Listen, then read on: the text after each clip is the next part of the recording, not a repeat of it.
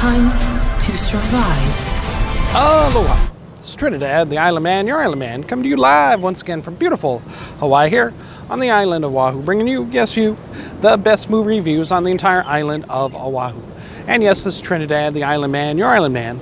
And today I went ahead and I saw the new movie that opened up this weekend called The Wild Robot. Now this is an animated movie starring a host of many characters, or many actors, namely of which Nepito Nyong'o plays or voices the voice for the wild robot. And remember, without further ado, remember our rating scale. Shock a thumbs up, it's good to see, I recommend it. Shock a thumbs down, it's junk, I don't recommend it. And for the wild robot, it is a shock a thumbs up. Now, let me just be clear. I was not going to see this movie. It looked like a very kidsy kind of movie, and it's like, who wants to see this silly robot, you know, struggling in the wilderness, trying to survive, you know, and maybe becoming, you know, sentient, is, you know, pretty much, you know, the gist of what the trailers, when I had seen it at the theaters, the trailers, you know, long ago. And I said, you know what, I'm not going to watch this movie. But here it is, you know, now October, the first week of October. It's opened up at the theater, number one at the box office with, I think, 45 million. And, you know, it is based on the number one children's book. So yes, it is a shock a thumbs up. I have to say I was very impressed with this movie. It is far beyond what I thought it was going to be, because in the trailer, you know, none of the animals speak or communicate, and I thought it's like, oh, you know, it's just going to be, you know, pretty much almost a silent film, or maybe the robot speaking to itself and maybe talking to the animals, but of course they can't interact, you know, verbally with her because, you know, or with it, because, you know, they're animals. But, you know, fortunately, as in many animated tales, you know, they do speak. And, you know, one could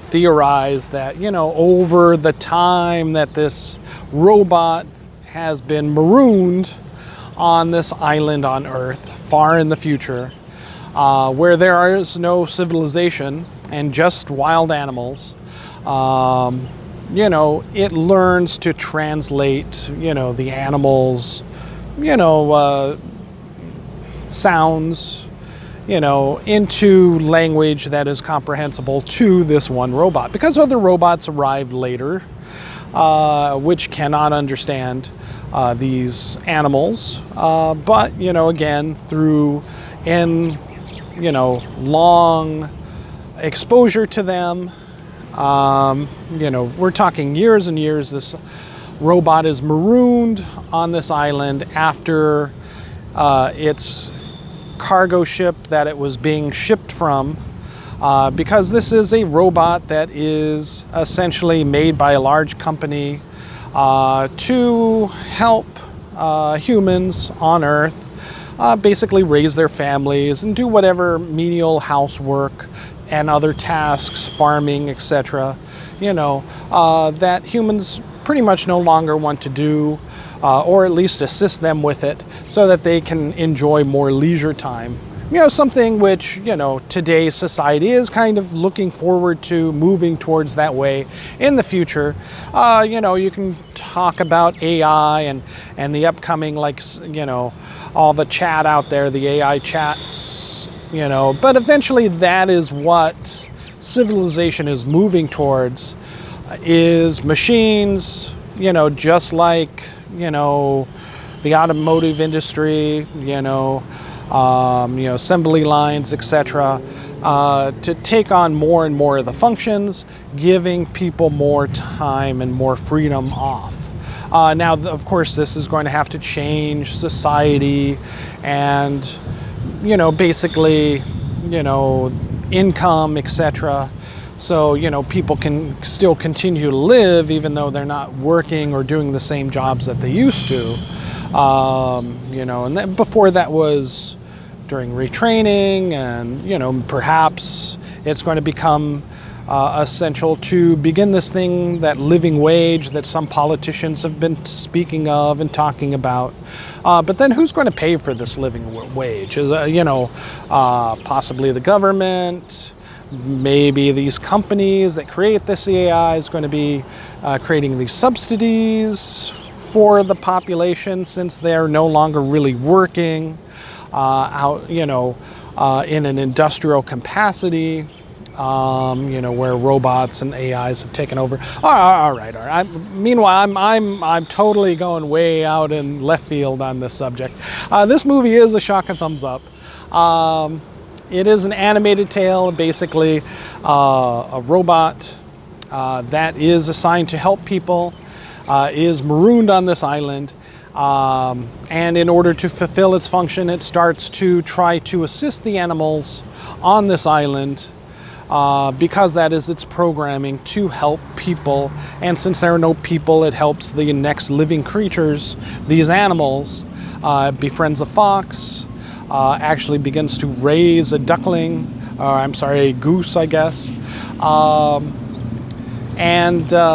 Becomes a mother and learns what it's like to have feelings and quasi-emotions as it interacts with these living, breathing creatures, animals, in a much more of a pure way than, possibly cynical humans in its own society, or at least when it's given the chance, the freedom of no humans around, to where it's not bound to simply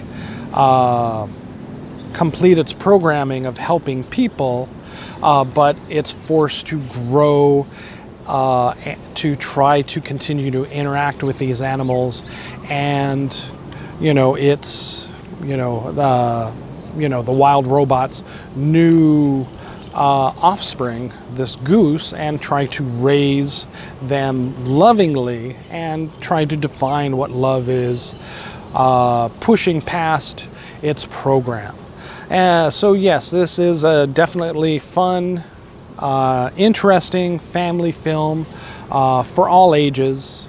It does get into some heavy topics of, life and death, and one's experiences, bullying, etc., and what it means to be different as the other animals.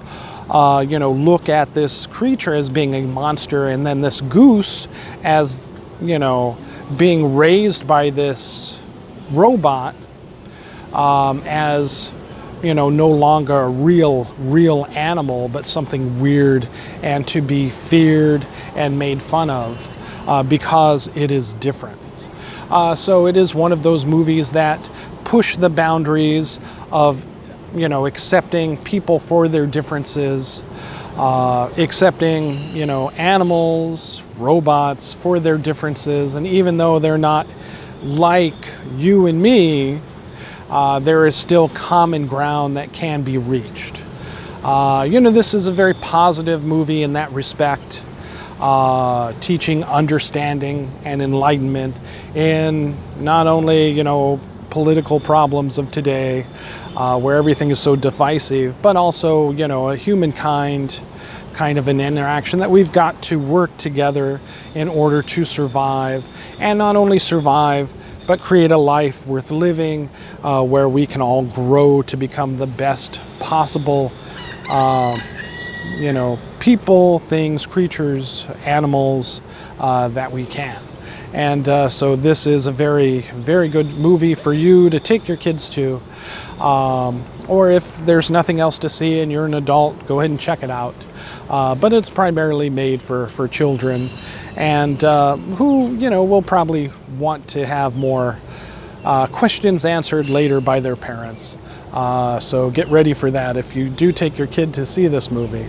But it's definitely a shock and thumbs up, and we'll get a lot of views streaming once it hits there. But this probably will make it to about 80 million during its overall run. If it makes it to 100 million, that will be something to see. I'll be very surprised. If it had gotten like 50, 60, I'd say, yeah, it's probably going to hit 100 million. But as it's not made by the big tentpole studios of Universal or DreamWorks or Disney, you know, this is kind of a smaller feature and kind of comes out of left field in a way.